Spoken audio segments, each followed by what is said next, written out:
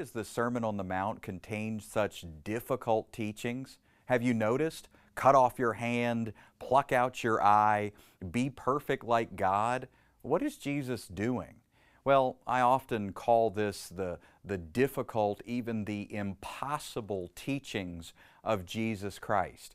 Look, it's one side of his ministry that is so very apparent when he tells the rich man to go sell everything. The Pharisees, they go away mad, and that rich man, he goes away sad. Mission accomplished. What's the mission?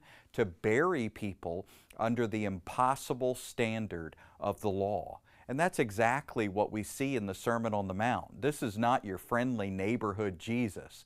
This is the Lord with a sword, telling people to amputate body parts in their fight against sin. What's up with that? Well, it's not just about amputating body parts, plucking out your eye or cutting off your hand. Jesus goes further. He says that anger is the same as murder. He says that looking with lust is the same as committing adultery. Furthermore, he says, when you're offering your animal sacrifice, make sure that you get right with your brother first. Now, I would ask you, how many of you have been offering an animal sacrifice lately?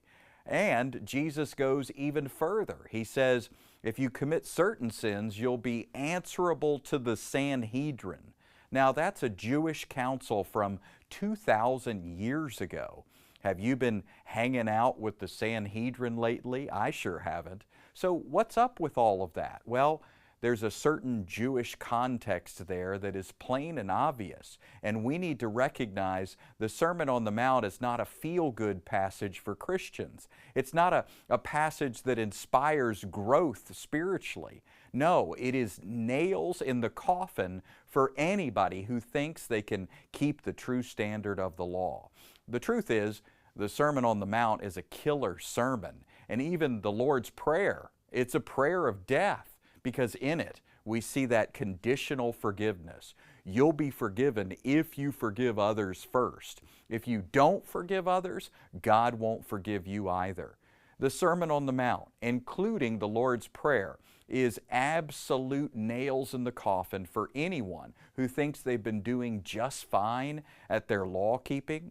Remember what the law is. It's an all or nothing proposition, 600 plus laws staring you in the face. And if you keep the whole law and stumble in one point, you're guilty of all of it.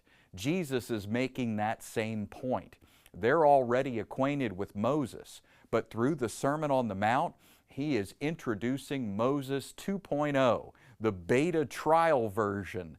Good luck with that.